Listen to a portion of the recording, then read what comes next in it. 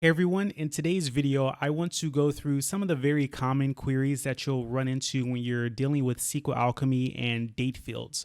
So the reason why I'm making this video is because it's not always quite clear how to query by dates in SQL Alchemy because you have to use datetime objects to do this, and it may not be obvious how to handle this. So I figured I'll make a video on how to do this. And I'm going to cover a few queries that you can run. If you're not interested in all of them, you can just look at the timestamps and find the query type that you're interested in, and you can just go there because I will be explaining a lot in addition to just writing the queries. So if you are only interested in the query itself, then you might as well just skip to the part that you're interested in. And if you're interested in this video because you're running date queries for something, you probably have a larger data model. So what I've done is I've created this data model design checklist. And what you can do is you can just read through the questions that I've come up with and just ask yourself these questions as you're looking over your data model. And the point of this is just to make sure that your data model is as good as it can possibly be. This doesn't cover everything, but it covers a lot of things that I think are really important to building a data model. And I think you should at least be aware of all these things that you could possibly have in your data model or problems that you could possibly run into. So if you're interested in getting this, just go to prettyprinted.com/data model checklist, all one word. You can also click on the link in the description below, or I'll probably pin a comment as well, but you can click on the link there to get it as well. So now let's get into the video and the queries. Okay, so before I start showing you the queries, I need to show you what I've done to set this up. So I have my imports of Flask and Flask-SQLAlchemy. I'm using a library called Faker to generate fake data in the database, just a bunch of amounts for a transaction amount and also dates. I have the configuration set up here. I have a single SQL Alchemy model called transactions.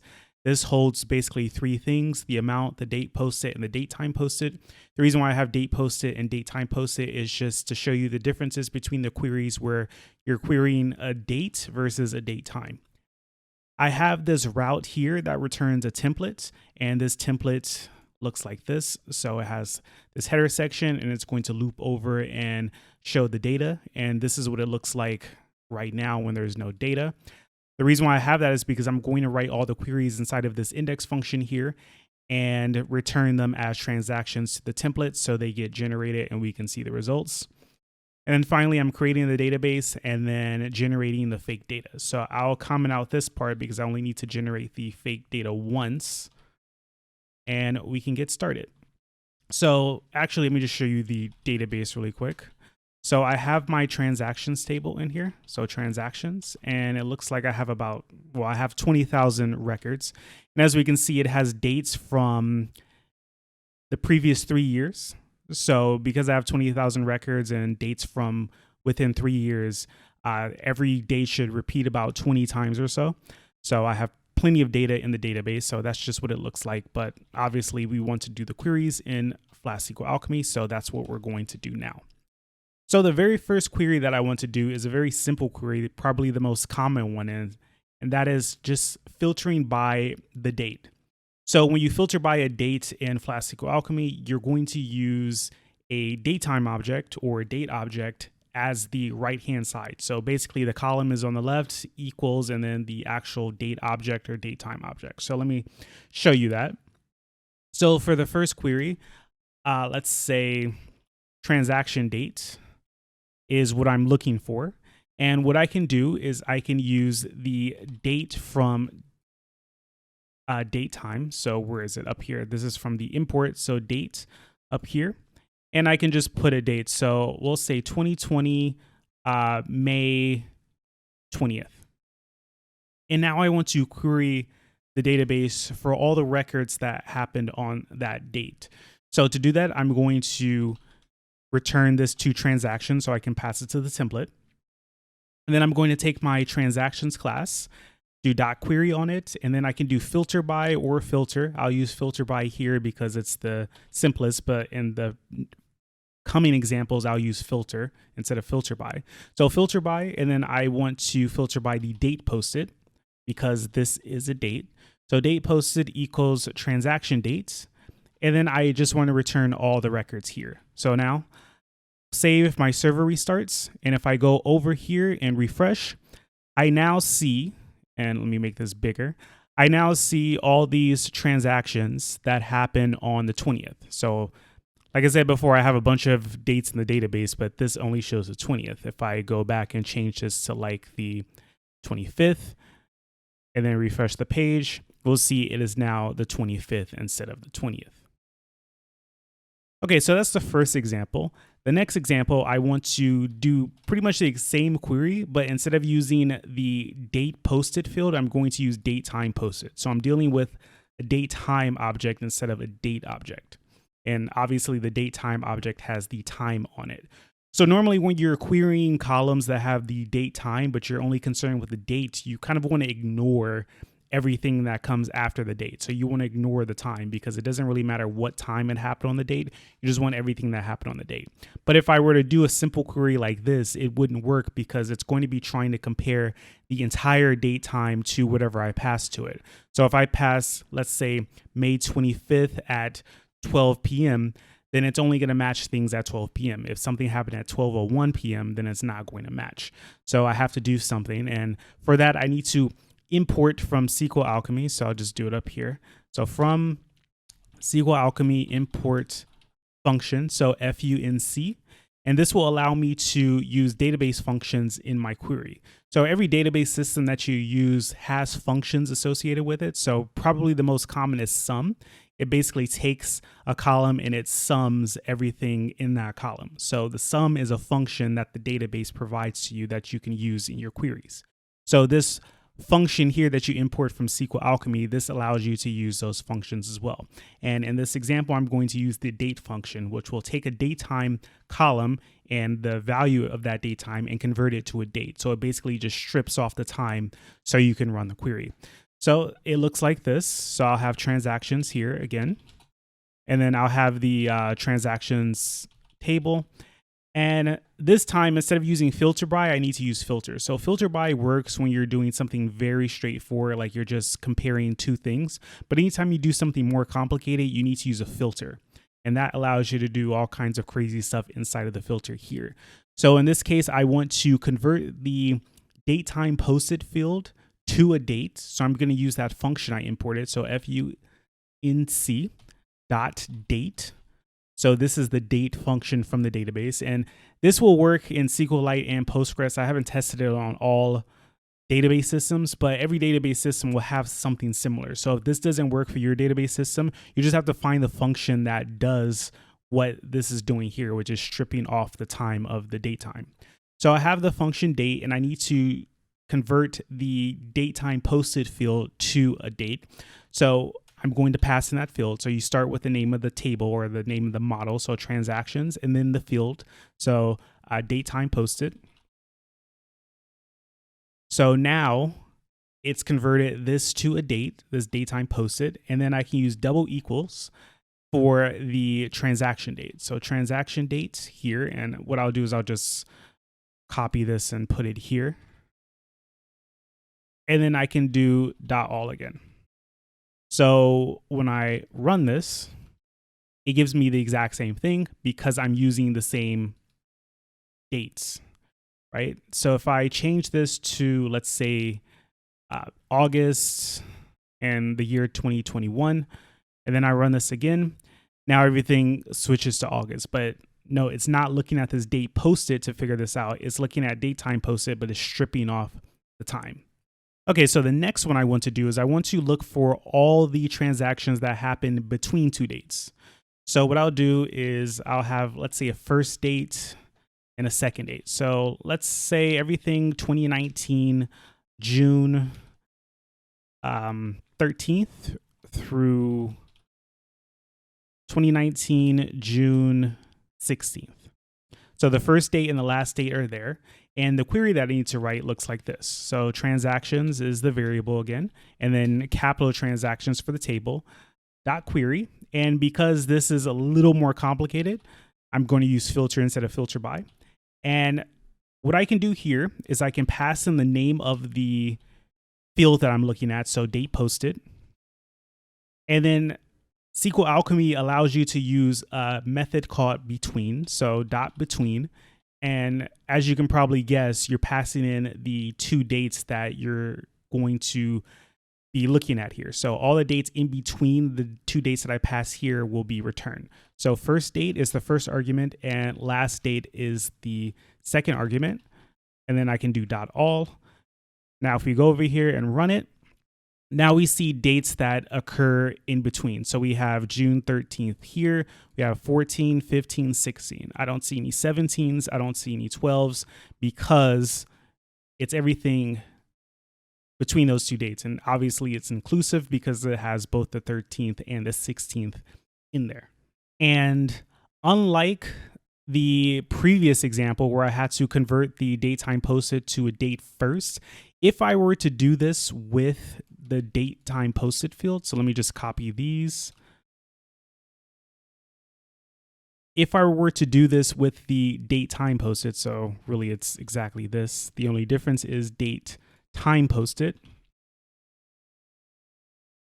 It still works because unlike searching for an exact date, the time doesn't matter anymore because it's going to be searching from the beginning of the 13th to the beginning of the 16th. So it's not going to include things in the 16th, I believe. Let's take a look.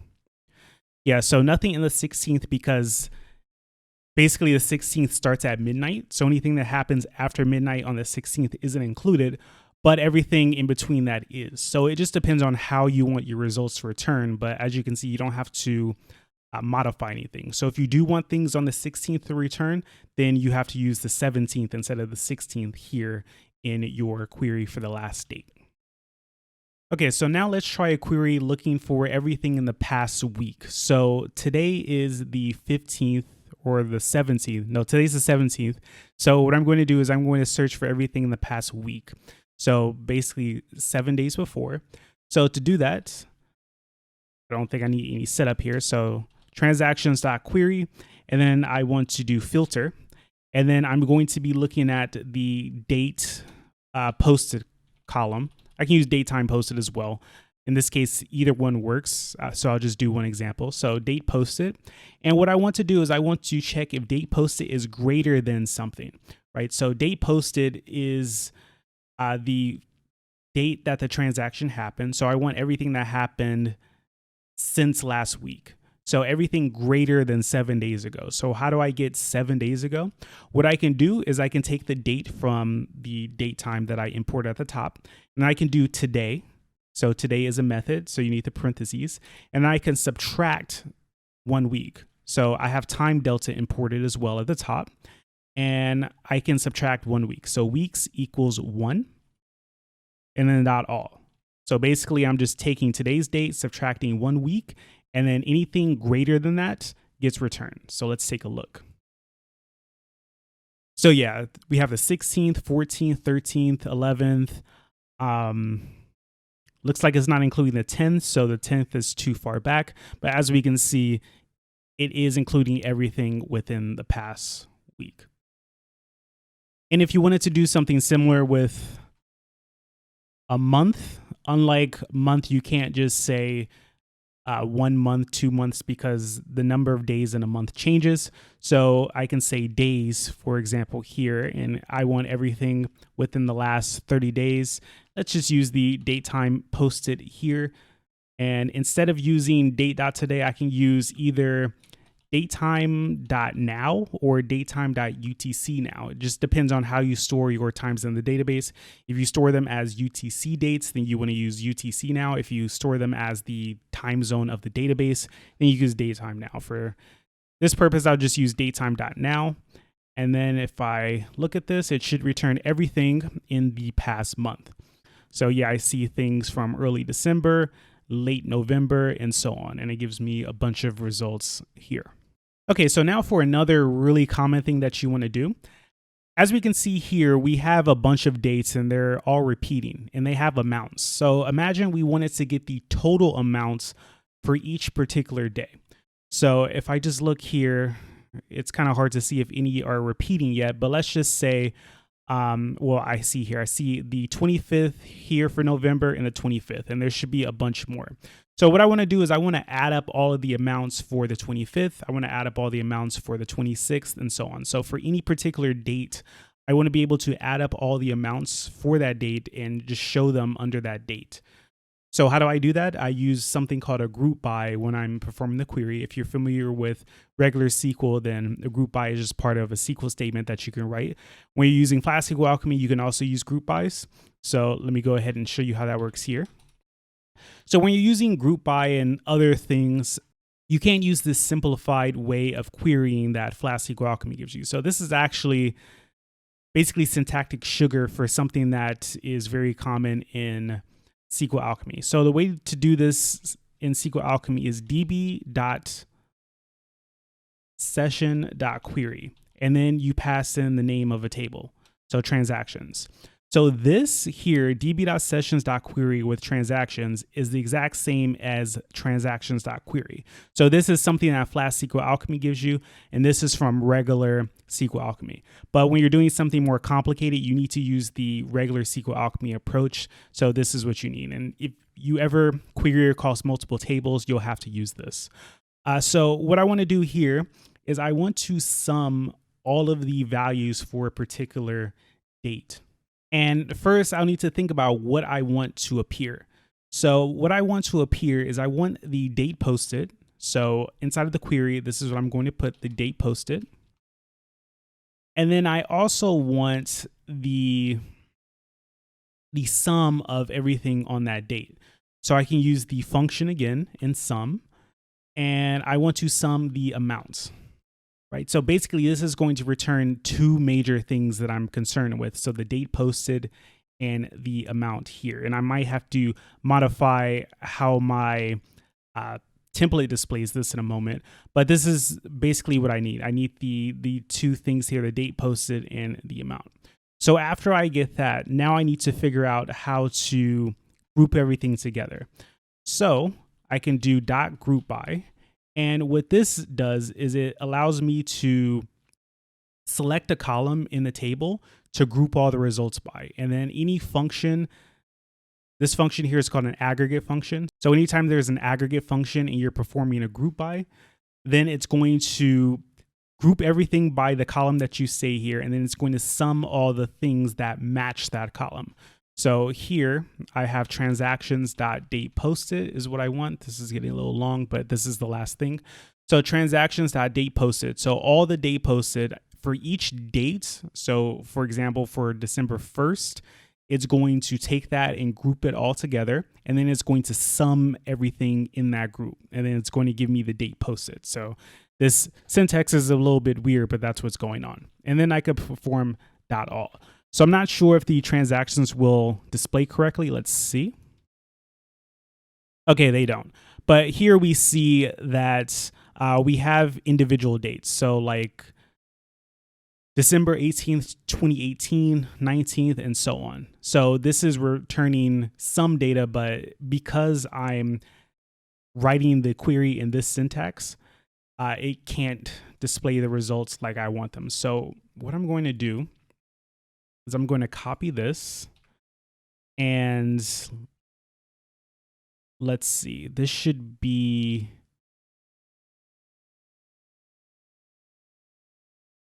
well, I know I can just print this out.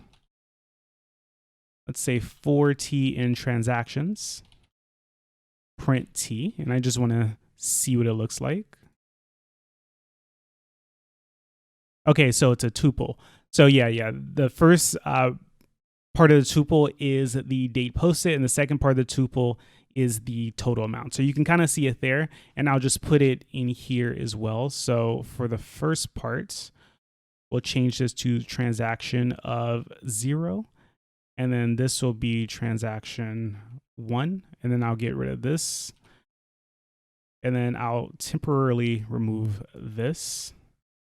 So now let's see. Yeah, so now we see each date here, and then this is the sum of all of the amounts for that particular date. So the dates don't repeat here because you're only going to get one thing for each date. If I scroll all the way down at the bottom, last date should be today, it is, and so on. So let me just put that back. Just depends on if I have any more group by queries after that, but that is the group by query for the dates. And if I wanted to do the same thing with the date time, then the only thing I would need to do is I would need to put that func dot dates around this date posted and this date posted, and it will do the exact same thing. And next, what I want to do, and getting into the last example, is I want to group by month, right? So here I'm grouping by the individual days, but let's say I wanted to group by the month, and I'll also do the year as well because it's similar. So I'm going to do transactions here. And what I want to do is I'll start off with the db.session.query. And what I need to do here that's different is I need to take the date posted and get the year part out of it. So this depends on the database system that you're using. So for SQLite, the name of this function is stir_f_time. But if you're using Postgres, then you need something like date_trunc. And it's probably different for other database systems as well. So you just want to look this up. But basically, it's a way to take out parts from a date and just return it as a string. So I want to take the year part. I'll do year first. I want to take the year out of the date and return it. So in SQLite, like I said, I'm going to use stir_f_time. And to get the year out of a date, use %y. And the y is just for year.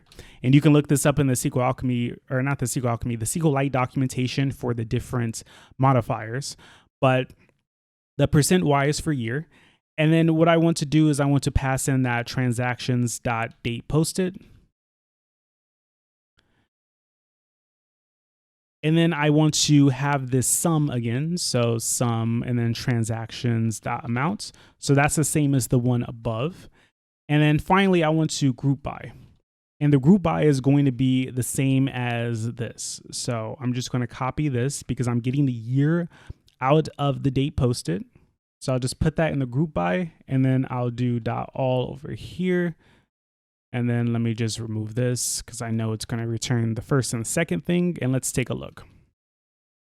So now I have just 2018, 2019, 2020, and 2021. And these are the sums of everything in those years. And for the last example, I'll do the same thing, but for months. So I'll just copy that, paste it down there. And to do the month, what I want to do is I want to focus on the months in a year. So I don't want to get like all the Decembers across the 4 years. I want December 2021, December 2020, December 2019, and so on. So to do that, instead of having %y, I can do %y dash %m. So it'll be like 2021-12. And then I can just do that same thing in the other part. And it'll give me the years and the months. So let's go ahead and take a look. And now if we look at this, it starts in December of 2018, and then January, February, March, April of 2019, and so on. And it goes all the way to 2021. And obviously the values on the right are the total amounts for that particular month. So those are some of the most common date queries that I could think of that you would want to write when you're working on your apps. So I hope that at least one of these helped you. If you have any questions about any of these, or you kind of want to know how to do something else, maybe I can help you out in the comments. So just leave a comment down below. Remember, get that data model design checklist if you need it. And that's it. So if you like this video, please give me a thumbs up. And if you haven't subscribed to my channel already, please subscribe. So thank you for watching, and I will talk to you next time.